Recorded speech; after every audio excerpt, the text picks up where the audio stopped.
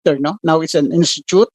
We have PIDS, where I actually retired, no?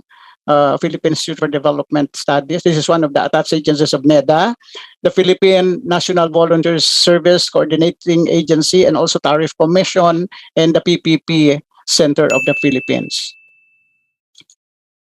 Okay, so these are actually, you just browse this. These are just the functions of the different NEDA attached agencies. And of course, this is question number one. Maybe we'll not go into this anymore because I've asked you this already. Anyway, the answer is at least 2.5 billion for the official development assistance. And then we have for the total project cost with respect to the PPP initiated project at the national level, wherein it should be approved by the NEDA if it is more than 300 million. And also for the total project cost for the PPP initiated project at the LGU level, no, local, no, and it should be submitted for the NEDA ICC approval confirmation if it's more than 200 million pesos. However, of course, dapat less than 300 million pesos. Anyway, this is local. So even if it's more than pala, if it's more than 300, local naman siya, it will still have to pass through the NEDA board for approval. And also regarding the, regardless of the total project cost, pag initiated project, kailangan ay dumaan sa NEDA ICC for the NEDA board approval. So regardless of amount. And also, bakit kailangan ng government mag-encourage, so makipag-partner with the private sector? It is because there's a need to share resources. Accordingly, the private sector has the money, efficiency, and technical capabilities, capacities. No?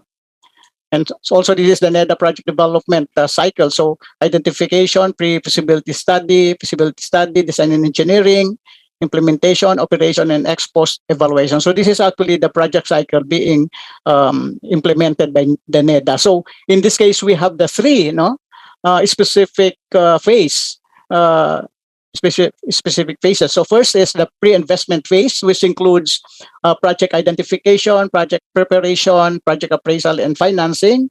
So doon pumapasok yung project appraisal and financing sa NEDA ICC.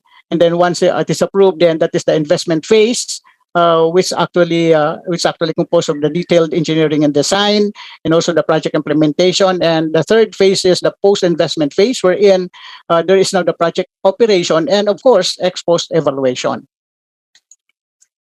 So this is just as an example. Probably if you will be asked, the following are considered what phase of the NEDA project development cycle. So these are project identification, project preparation, project appraisal, and financing. So the answer, of course, is if you're given the choices, of course, pre-investment phase. So if the choices are pre-investment phase, investment phase, and post-investment phase, those mentioned processes are actually under the pre-investment phase.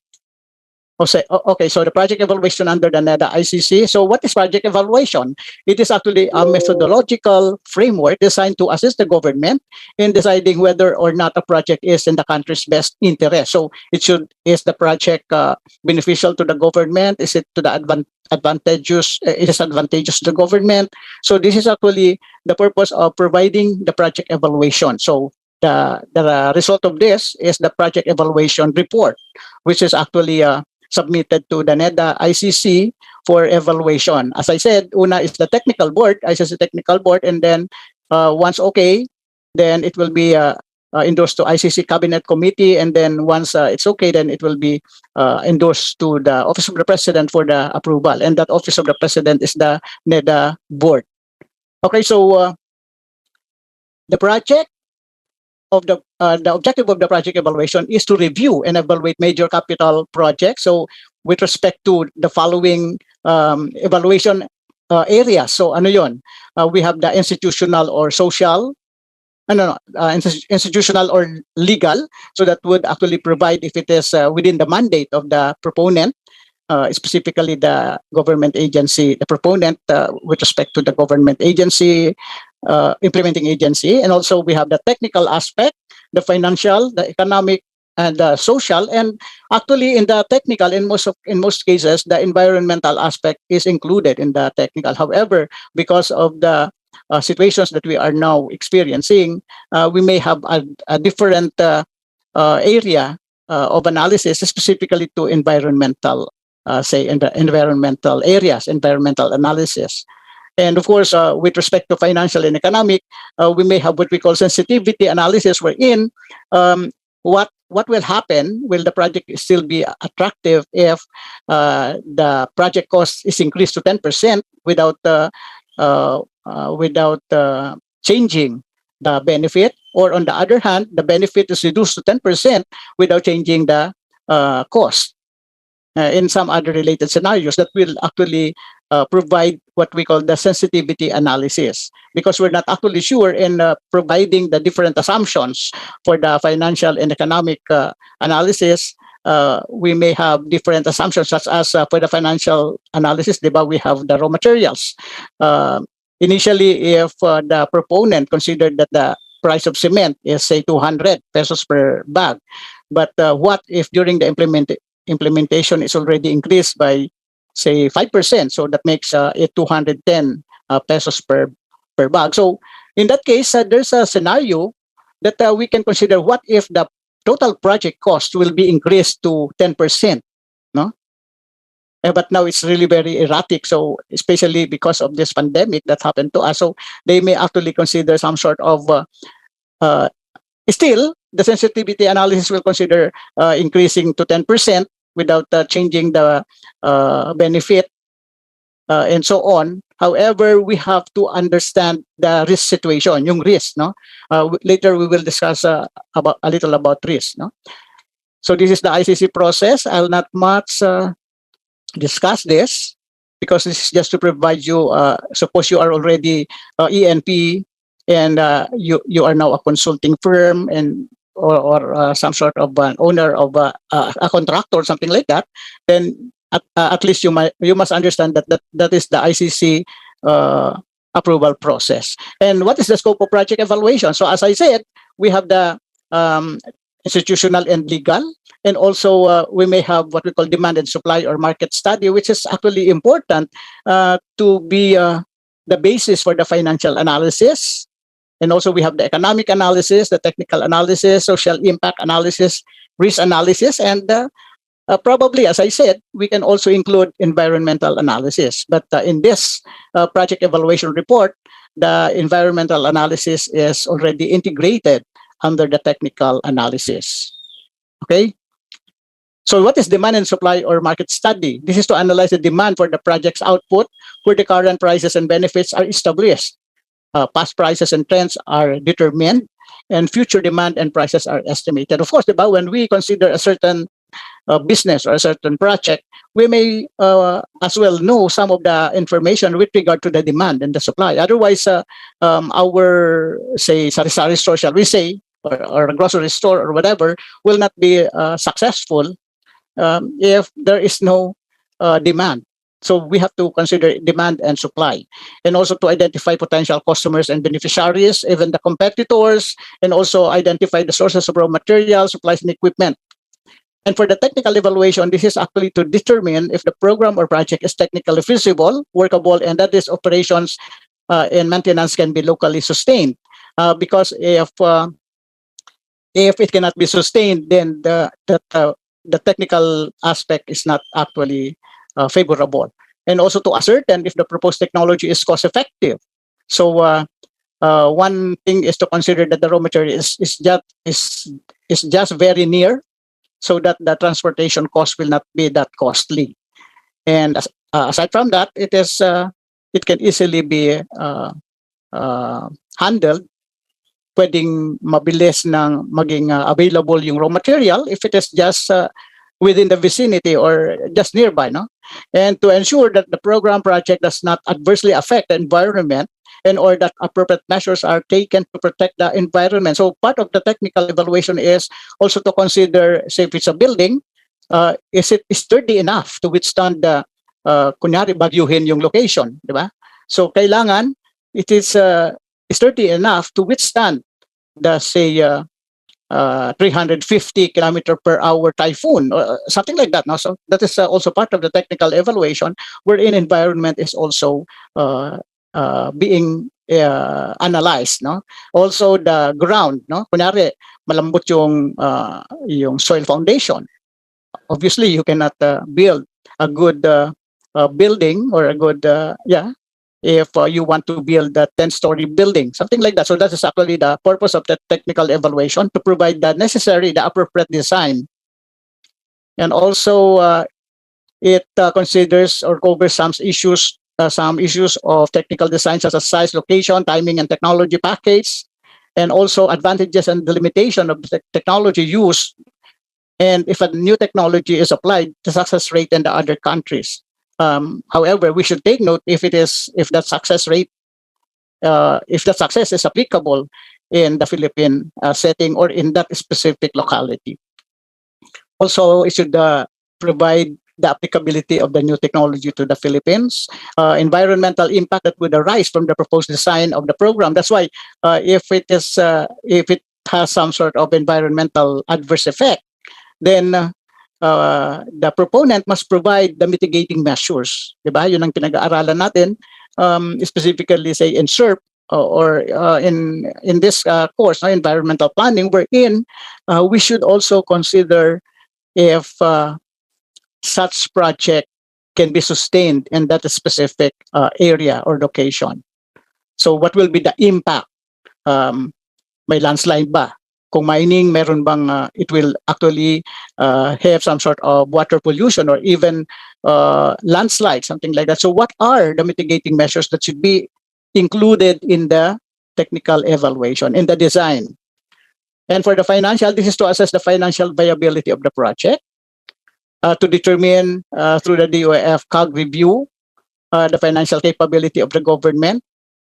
Baka mamaya hindi rin kaya na i-provide yung funding. So say that the specific government proponent agency may not have that good financial capability. So that's why we also consider the absorptive capacity of a certain government agency.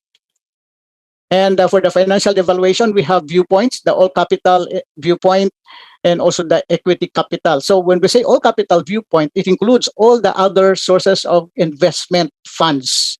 So maybe equity, kunyari may pera si proponent, but that is not enough. So pwedeng manghiram si proponent from other banks, or pwede siyang primarily other banks. So different banks may have different interest rates. So titingnan niya, no, kung kikita pa ba siya with that specific project. Baka mamaya napunta lang sa interest, sa interest payments. And also, gusto rin malaman nung private sector, nung proponent, kung ano ang magiging epekto with respect to the equity capital. Sa equity capital ba niya ay magiging may magandang returns din. So it looks at the proponents or investors' equity contributions as the investments, as that loan proceeds are treated as inflows, while loan repayments are treated as outflows. So yung loan niya ay considered cash inflows, so cash in. Pero yung repayment is cash out. And these are the different viewpoints. So we have the total investment or banker or all capital. And we have equity holder or the owner, only the owner's investment, the capital we have to analyze. And then the government or budget. This is actually basically on the, say, taxes. Kumikita ba ang government through taxes? Also, economy and country. Maganda ba ang economic, robustness? May economic robustness ba yung project? So that the people there will benefit. If you cannot quantify the economic benefits, then actually more or less nakikita natin that yung economic activity in that specific area or location is getting good. And project cash flows will reflect differences in inflows and outflows for each point of view, indicating the project is a set of transactions that have different costs and benefits to different parties. For the total investment banker, this accounts for all financial flows, including subsidies and taxes. Kaya nga, pag sinabing all capital, nakalagay all other inflows and outflows. So it includes even the subsidies. So as a subsidy, it is actually inflows. Pero as taxes, siyempre, magbabayad ka ng tax, so it's considered outflow. So it disregards any distinctions and finance resources. So wala siyang pakialam doon. Basta kung in siya, no? Whether it is a loan or what. Kung out din siya, whether it is payment, interest payments, whatever. And looks at official overall financial viability to evaluate need for loans and repayment capability. And also it treats foregone earnings opportunity cost as expenditures. So this is actually how we consider the total or the all capital or the total investment or banker point of view.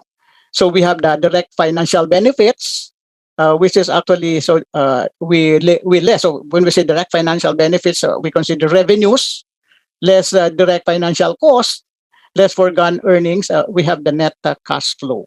So actually, we're referring to the net cash flow. Kikita ba? No, because we have the cash in minus cash out should be positive as the net cash flow. So similarly, for the equity or holder or owner's equity point of view, we have to examine the net additional income of the project relative to the situation without it. So normally we consider that what if I do not have this project? What will be the incremental income that I can get, or what will be the incremental benefit that I can get as an owner if I invest? Baka naman mas kikita pa ako kung hindi ako mag-invest sa ganong project, diba? So those are the things that we need to examine with respect to the equity holder or owner's equity point of view, and subtracts as part of cost foregone earnings, and then includes the receipts, and then of course the payments as cash outflow. So this is how we do it. So we have the project's total investment. So if we consider the total investment net cash flow, we have to add the loan proceeds, but we have to subtract the repayments, the interest, the principal loan payments, etc. And that will now be the owner's or equity net cash flow. Again, we're considering here the net cash flow, no? And for the government or budget, we examine impact of project on government outlays. Baka mamaya, sobrang exposure ni government through subsidies, through guarantee. So, of course, gusto rin magkaroon ng revenue generation ang government through taxes. Diba? Yun naman ang kadalasan natin tinitingnan. This is just how simple as we consider it. So, kung gusto nung owner, the private sector na kumita financially, siyempre si government gusto niya rin more or less kumita. If not in terms of economic viability, but at least pwedeng kumita ang government financially through taxes. Diba? As I said kanina, yung example, yung subsidy. Makarecover man ng revenue yung private sector proponent o hindi, talagang nandun na yung fixed capacity rate na in-expose ni government. Kunyari, for every for every square meter, kunyari, dapat ang kinikita ay shall we say 400,000 per day. So maka-kolekta man ng 400 or 300, yung 300 na yon ay pupunuan ni government. So that's actually what we call the subsidy. So that is government exposure. So siyempre ayaw ni government na hindi siya kikita. So if we have direct and indirect taxes and fees, we have to less the direct and indirect subsidies and other outlays. So doon makikita if the government has the net cash flow. And also regarding the economy, it uses economic prices to value inputs and outputs. It excludes items which are transfers of funds such as loans, taxes, and subsidies. So hindi siya included if we consider the economic analysis. And also includes opportunity cost of existing assets and the value of externalities produced by projects. So in here, we consider the environmental benefits and costs. So this is just a matrix showing you the cash flow statements from various points of view. So we have owner's point of view or the equity point of view, and then we have all capital or the total investment point of view or the banker's point of view, wherein everything is included. And then for the budget point of view, this is actually the government, and this is other stakeholders' perspective. Okay, so for the owner's point of view, of course, cash inflow yung subsidy or grant or loan, di ba?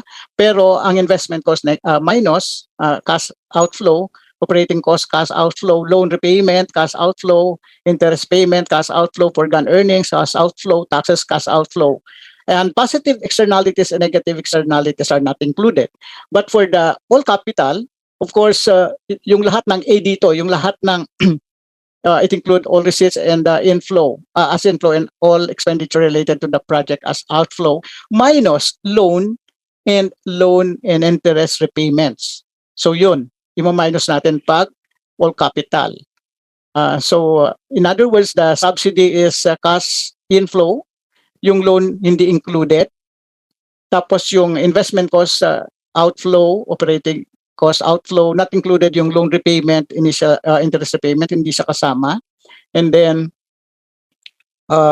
we have foregone earnings, taxes, cash outflows, and then walang positive externalities and negative externalities. So in that case, in all these points of view, wala tayong ini-include ng positive externalities and negative externalities except itong other stakeholders perspective. Sino-sinong mga to? Okay, by the way, sa budget point of view sa government, pag subsidy, minus, syempre, cash outflow. Pag taxes, cash inflow sa government. Now, in case of other stakeholders, sino itong mga to? Ito yung mga affected people. So, they may have positive externalities. Anong example nito? Kunwari, may isang government office na itinayo malapit sa kanila. So that is positive externality na wala mang direct sa kanila output, direct result ng project, pero it's positive externality sa kanila kasi hindi na sila masyadong pabiyahe, transportation costs will already be saved, yung time pwedeng ma-save na kasi malapit na sa kanila yung Pero yung negative externalities, at saka pwedeng sa positive externalities, pwedeng mag-create ng additional job o kaya mga tinda-tindahan wherein other people may earn. That is positive externality. Pero yung negative externalities is something like, ay, ang ingay naman. Itong tinitirhan ko, puro na lang maririnig mo ingay ng tao kasi ang daming taong pumupunta sa munisipyo. So something like that. So a simple example also is something like merong party sa gabi. Diba? Yung ibang tao nagugustuhan kasi may tugtog. Pero yung iba naman na may nag-aaral, ayaw nila na, especially kung gabing-gabi na. Or not only that, even during Saturdays and Sundays, ganun din. Pwedeng negative externality doon sa mga, lalo na ngayon, we have what we call the online learning, no? The education or even seminar or just last time, no? I'm sorry, medyo nagpupukpuk yung aking apo. So that is actually something as negative externalities on my part or even on your part. Okay, so but there are positive externalities on the other hand. So those are just considering the point of view, the perspectives of the different point of views with respect to the financial and economic analysis. Okay, so just an example. Suppose 2-year project ito. So year 0, construction syempre. Mag-operate ka year 1. So sa year 1, you purchase machinery, say 1,000. It's just a simple example. So year 1, you have liquidated at 950 because of the depreciation. And then bank loan, may 50% of investment ka. Ang percent interest rate ay 10%. And syempre may repayment ka sa year 1. So yung sales mo naman sa year 1, 300. Yung subsidy ay 50% of sales. So may subsidy ka halimbawa. So other operating cost is 140, the taxes ay 100, and say you have a pollution cost, 50 pesos per year of operation. So the opportunity cost of land, halimbawa, meron din, rental value of land is 30 pesos per year. So this is just an example wherein if you make this financial analysis for the owner point of view, of course, year 1 yung year 0 dapat yung 1 dito.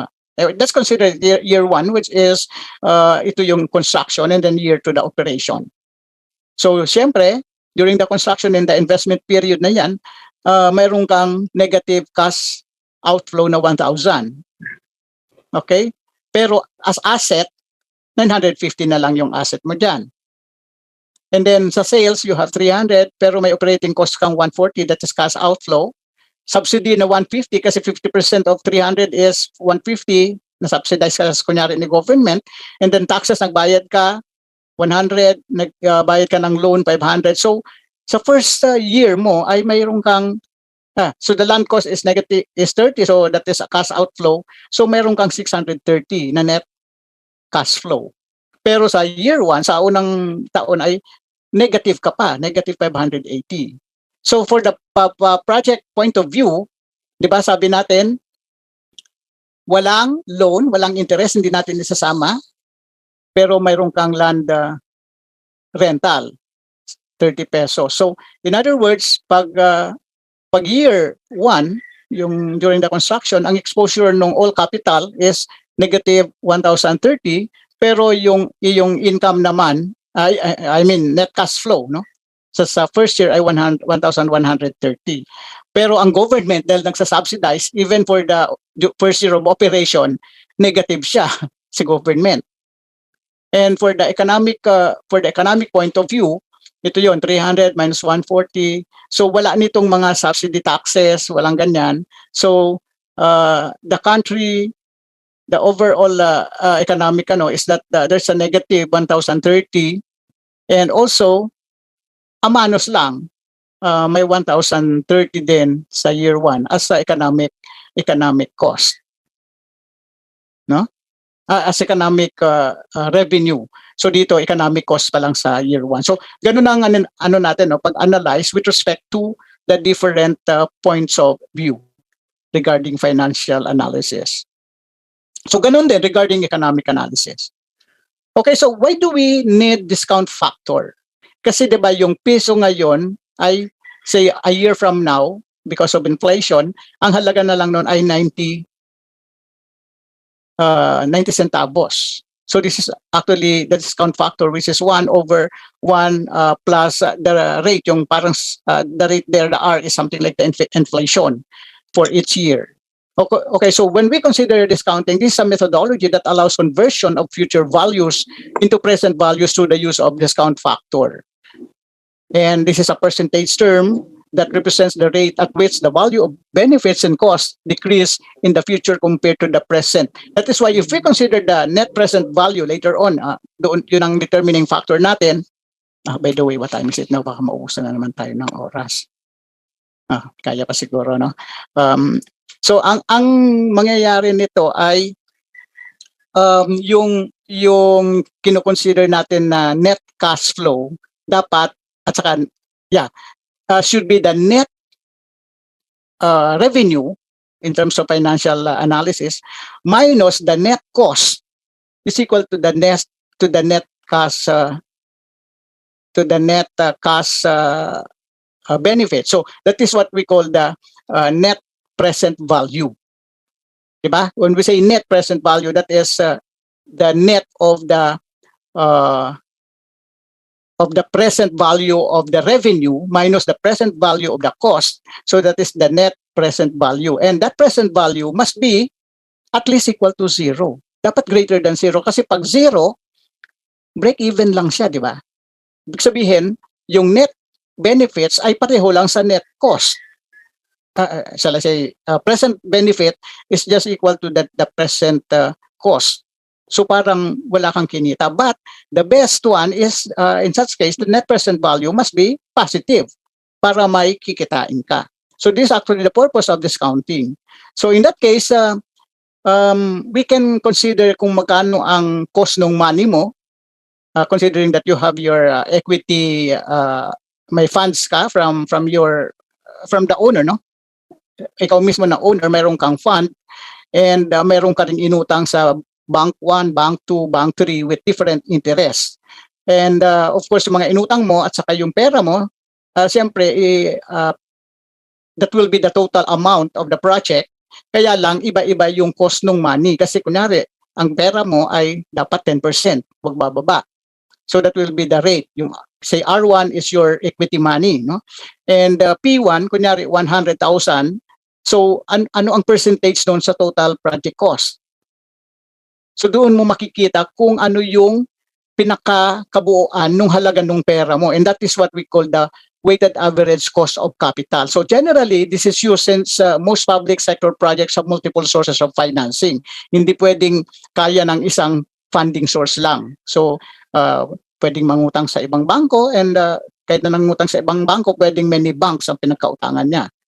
Considering that it may not be sufficient. However, different banks have different interest rates. Kaya kailangan mag-compute ng weighted average cost of capital. So ito ngayon ang magiging halaga ng pera mo, whether kalahatan, whether yung pera mong sarili plus yung mga inutang mong pera, just for you to have this project. So that comprises the total project cost.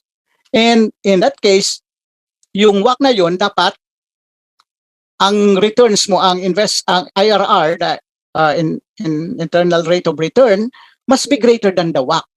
Kasi ang example ko nga, assuming na one funding lang, kunyari pera mo lang, so 10% ang cost of money mo, in-invest mo, say yung 100,000 mo. Dapat ang returns nun, ang IRR nun, dapat hindi lang 10%, dapat maging at least, at least 10, so 11%, 12%. Otherwise, kung mababa sa 10% ang returns, lugi ka, di ba? So there are two parameters already for you to consider if it is financially attractive or not, or if it is economically attractive or not. Okay, so when we consider the market interest rate, these are actually based on the average lending rate of the bank, the average deposit rate, average rate of return on money market instruments, and treasury bill rate. So in that case, you have to choose the higher rate to ensure that the project can yield net returns over and above the returns of the next best alternative. So in that case, kasi depende yung lending rate is iba sa deposit rate. So you have to, in analyzing this, yung net present value mo, yung financial analysis mo, or the IRR, then you have to consider yung highest rate, yung higher rate, para at least nakasigurado ka na yung inutangan mong, yung rate na babayaran mo is actually considering such interest rate, hindi yung mababang interest rate. This is with respect to the total investment perspective. Now, for the equities holders perspective, what you consider is the opportunity cost of your equity. Ito nga yung pera mo na kunyari 10%. And it can vary from one owner to another depending on the nature of risk. And the rate of return to be paid to company shareholders. And for GOP, for government, this could be the interest rate received on treasury bills or mandated deposits in the GFIs. So, mayroon tayong tinatawag na treasury bills, yung interest doon, di ba? So, we can actually consider such interest rate using the treasury bill. And for the budget or government perspective, this is actually the opportunity cost of funds. So the return to capital being earned in its alternative use, and also this could be the interest rate received on treasury bills or mandated deposits in GFIs. With respect to the economy, so this is the economic opportunity cost of capital, wherein there are three sources of funds: postpone displaced investments, reduce private consumption by individual savers, and the foreign capital inflows. And the weighted average rate of return required by investors on displaced postponed investments by savers or on their foregone consumption, and the cost of additional foreign capital inflows. Okay, so this is what I keep on repeating, no? Measures of project worth or financial indicators. For those who are actually financial people or financial analysts, you can well understand this. When we say net present value, as I was explaining, this is actually the difference between the present value of the returns or income minus the present value of the cost. Bakit present value ang kinakailangan natin? Kasi i-discount natin yan. Yung as I said, yung pera natin na peso ngayon, ang halaga na yan, say, few years from now, baka 50 centavos na lang. So we have to consider the present value, which is actually making use of the discounting factor. And again, the net present value must be positive. Kung zero ay break-even lang. Pag internal rate of return naman, must be greater than the weighted average cost of capital. Di ba? Yung in-example ko kanina yung sa WACC weighted average cost of capital, dapat mas malaki sa WACC yung internal rate of return for us to say that the project is attractive. And for the benefit cost ratio, actually, dapat greater than 1. Kasi 'di ba benefit kunyari although we consider also in this case the present value of the benefit over the present value of the cost, so that's a ratio. Kung 1:1, that is actually 1. So that is actually break even. So ang mas maganda, mas malaki yung benefits. That is why the benefit cost ratio dapat greater than 1. Kaya lang sometimes may misnomer na cost benefit ratio ang tinatawag natin. Pero if we think of analyzing it, dapat mas gamitin natin yung term na benefit cost ratio so that hindi tayo malito na ang benefit ay the numerator at ang denominator yung cost. So dapat para beneficial dapat mas malaki yung numerator. So in other words, kung mas malaki yung numerator, the benefit cost ratio mas attractive kung greater than 1. And for the payback period, ito lang naman yung sinasabi natin na dapat mas mabilis bumalik yung pera in terms of number of years. So payback period. So regardless of capital amount, capital investment, ang nangyayari, mas gusto natin yung mas maliit yung payback period. Kunyari, mas smaller. Kunyari, in 3 years lang, babalik na. Kaysa doon sa babalik sa iyo yung investment mo after 20 years. Diba? So these are actually the measures with respect to the financial indicators for you to determine if the project is attractive or not, specifically on the financial analysis and economic analysis. Pero as I said, hindi naman doon lang kasi we have the institutional or legal, we have the technical, diba? And if we consider the feasibility of that project. Okay, so this is what I was saying regarding the discounting factor. So we have yung the benefit sub I minus cost of I, the summation of those, ibig sabihin naka net present value all over the discounting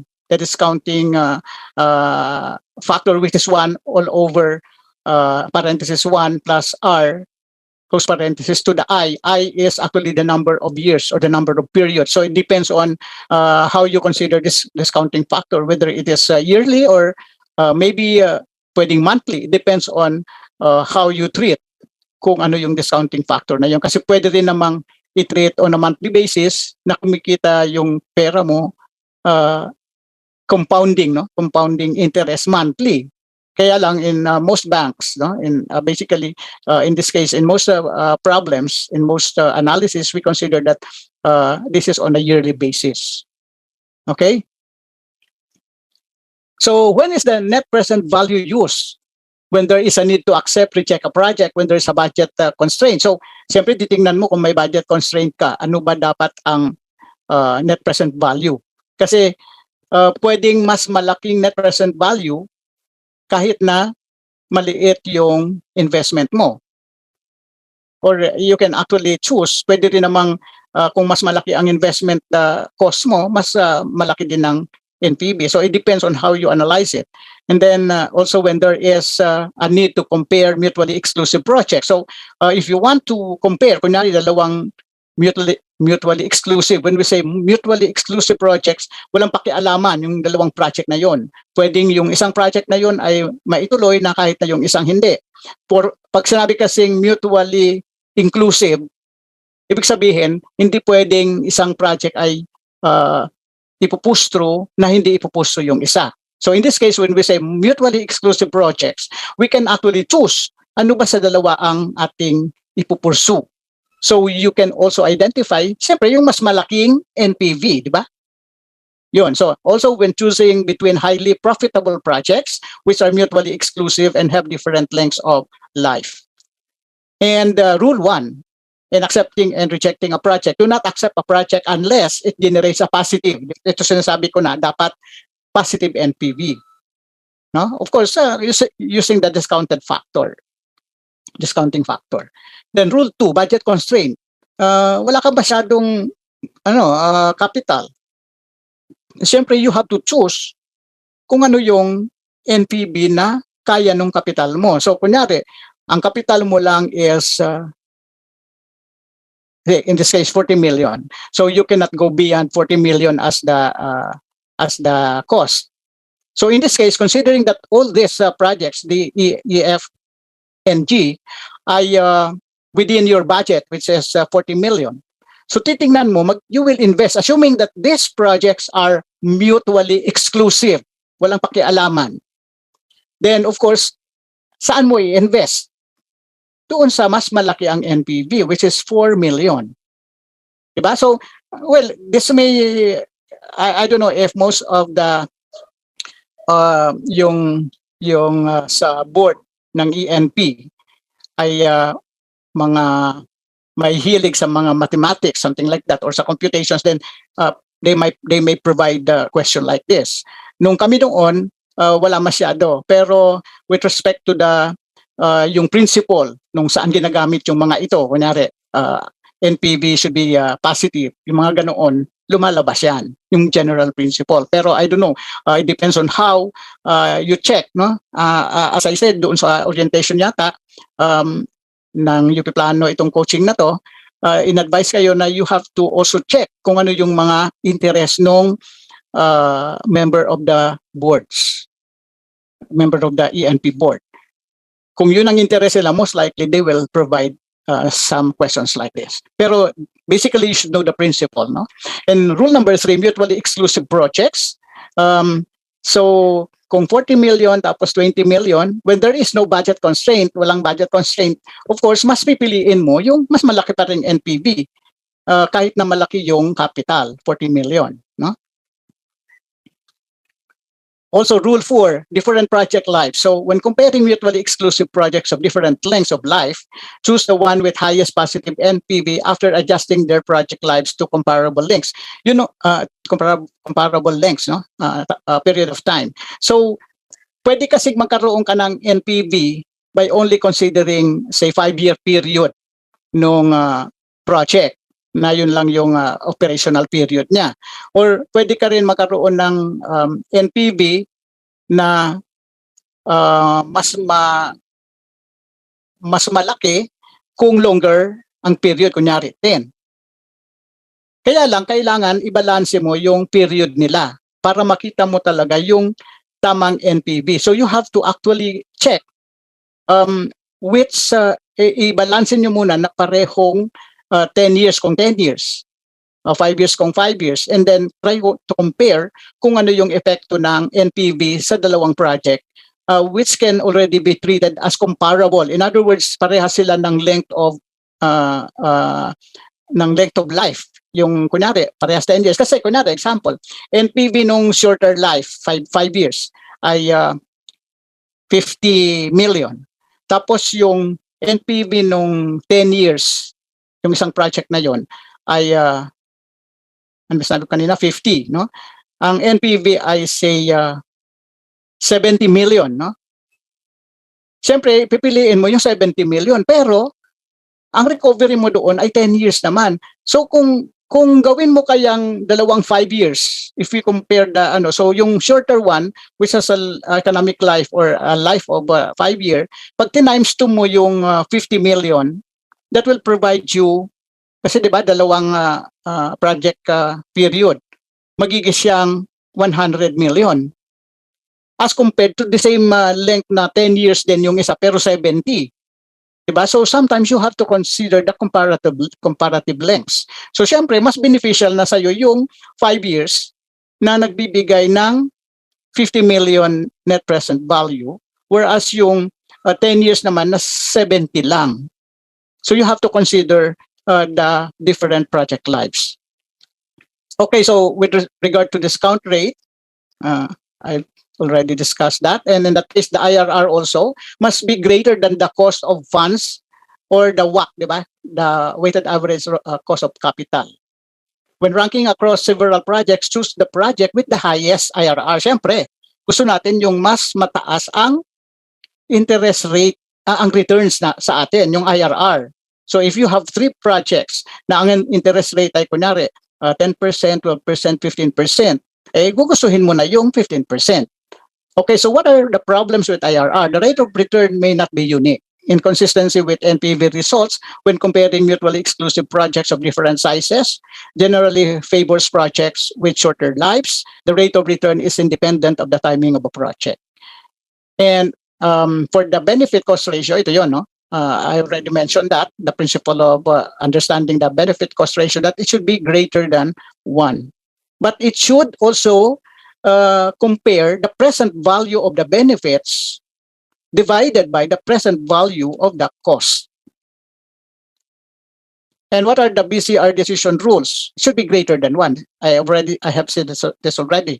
And then between 2 or more mutually exclusive projects, select the project with the highest BCR, syempre.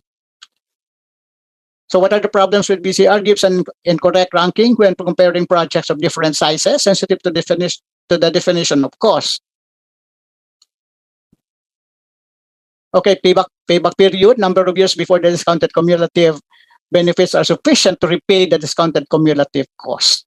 Easy to apply, but there's a bias towards projects which have quick net returns, puts an arbitrary limit on the span over which a project's cash flow is analyzed. So inflation accounting, conventional problems, I'll not much discuss on this. Just consider the principle of the discounting.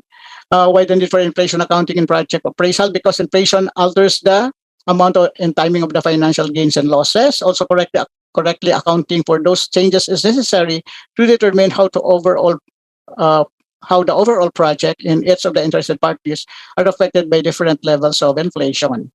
So we have what we call the nominal price and the real price. So when we say nominal price, ito yung presyo natin, kunyari sa ngayon, but when we consider the real price, kunyari, di ba, 3 years from now, yung peso noon, ngayon 90 centavos na lang.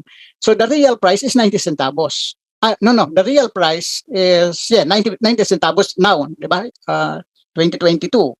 Yung 2020, 1 peso, pero ngayon ang real price niya ay 90 centavos ngayong 2022. Pero when we talk about nominal price, ang nominal price ngayong 2022 is 1 peso pa rin, di ba? So that's how we understand these two terms. Okay, so not much on this. Economic evaluation is to ascertain the project desirability in terms of its net contribution to the economy and social welfare of the country as a whole. So financial analysis is the take-off point. Sabihin, whatever analysis we have for the financial analysis, then that is the basis for the economic evaluation. All, of course, disregarding the irregularities, so such as the taxes, etc. No? Cost items are usually classified into 2. We have the capital cost and operating and maintenance cost. So ganun din. Capital cost, we know it, land, operating costs. These are the basically the variable costs. Well, there are some direct costs, but this is not considered the capital cost. Some costs are defined as all those costs incurred on the project prior to the preparation of the feasibility study. In other words, nandun na yung cost na incur na wala pa yung FS. Okay, benefits.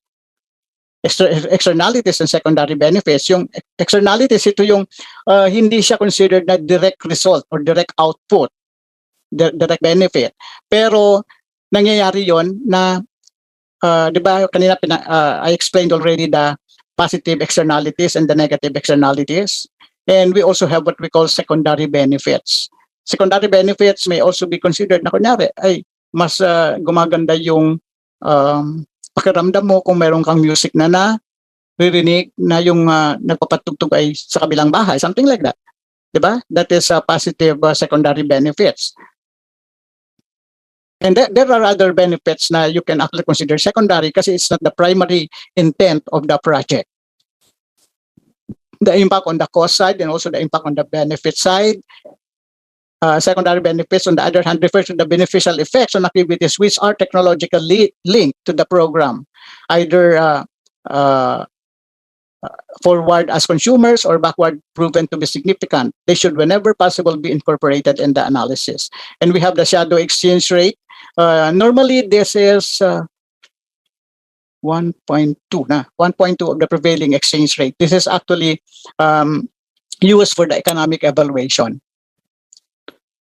And then unskilled labor component, that's a 60% of the legislated wage increase, wage rates. And the social discount rate, this is actually used for the economic evaluation, di ba? This is very analogous to WACC. Yung WACC natin, di ba, weighted average cost of capital, this is actually used as the basis for you to decide kung mas mataas ba sa WACC yung IRR para maging attractive yung project in terms of financial evaluation or financial analysis. But for the economic analysis, ang concern natin is to compare with the social discount rate na 10%. So this is already fixed. Kunyari, the project will be considered economically viable if the EIRR, the Economic Internal Rate of Return, yung kanina diniscuss kong IRR, you can actually put F, no? Financial Internal Rate of Return. That is for the financial evaluation. Now for the economic evaluation, this is EIRR. And para maging economically attractive yung project, dapat it should be greater than the SDR, the social discount rate, which is 10%. So kung 11%, 12, 13, 14% ang EIRR mo, then that is very much economically attractive. Okay, so social impact analysis to determine the proposed program project is responsive to the national objectives of poverty alleviation, employment generation, and income distribution, and some other objectives ng national, no? ng country. So not only poverty alleviation, but basically yun, no? Poverty alleviation, employment generation, and probably peace and order situation, something like that, and other necessary beneficial activities or beneficial results out of that project. So income distribution, employment, access to land, internal migration, nutrition and health, and other indicators of the quality of life, such as peace and order. Okay, so I'll not much discuss on this. It's very, self-explanatory, but we need to understand more on this. Also, risk analysis. So basically, this analysis is required for the PPP. So as I said, di ba kanina sasabihin ng iba, hindi daw maganda yung PPP-related projects because nagiging disadvantage sa government. So actually, it depends on the contract. Specifically, identifying kung kanino who will manage, kanino allocate yung risk. Actually, to the party who can best absorb and manage the risk. Ayan, best control, anticipate, mitigate, and ensure or absorb the risk. And the rationale is that every day kasi we have different risks, no? There are always uncertainties. So yun yung rationale. So I may not be discussing this. This is a self-explanatory also that we need to consider the risk analysis. Since we encounter a lot of risks in our everyday lives, then we can actually consider ano ba yung risk na nagko-contribute ng mas malaking impact specifically in that project. No? So that is actually how we consider risk. And risk is a probability or threat, uncertainty, di ba? Of a damage, injury, liability, loss, or other negative occurrence that is caused by external or internal vulnerabilities and that may be neutralized through preemptive action. So the possibility of deviation in the actual project outcome is actually considered a risk. Actually, in some other cases, they define the risk na the risk is either a deviation, a positive or negative deviation of your target. And risk can include the possibility of an unexpectedly good as well as unexpectedly bad outcome. So, yung unexpectedly good, ito yung positive, no? Positive deviation. Pero when we consider kasing risk, kadalasan, hindi na natin pinakialaman yung positive, doon na tayo sa negative. Risky yan because it will hamper our operation. It is a negative impact. Pero when we consider risk, pwede natin i-define that there's also a positive risk. That is actually the deviation, the positive deviation to your target. And what is a risk? A risk event is an uncertain event. So siguro I'll just be providing this, bahala na kayo mag-identify sa different terminologies kasi this may also come out by considering, say, which one is the right answer. Is it the risk event or is it the risk variable? Okay, so impact of risk. So misunderstanding among players, partners in the industry. Siyempre, kung may risk, you can actually have some sort of misunderstanding. Kaya dyan nagkakaroon ng, o sige, wag na natin ituloy ang business, wag na natin ituloy ang ano, because of this misunderstanding. And also it delays in the project implementation, financial losses and or deviation from the expected returns, unstable economic activity, losses of people's lives. So example of yung financial losses, pwedeng, di ba sabi natin, we considered na 10%. Paano because of this pandemic, which provides us a very yung napakalaking risk. So even right now, not only the pandemic but also yung giyera sa Ukraine, ang laki, di ba, ng hindi lang 10% yung itinaas ng gasoline or something like that. So that is actually a very a risk that can actually be considered specifically in your project right now, no? So this is actually how to consider the risk.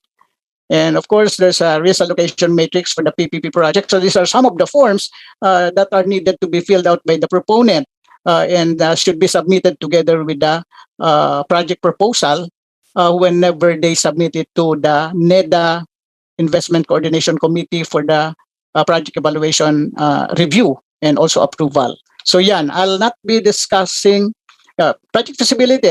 Well, I've already explained it well, no? It's an analysis of the potential impact of the proposed program project with a view of deciding whether or not to proceed.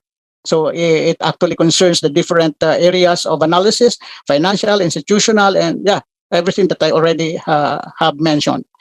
And these are the forms that are needed for your information, pero it does not need for you to memorize, but just to understand. Pero I don't think this will be included in the exam. But for you, for us as future ENPs, and also we ENPs, we must actually consider knowing this, no?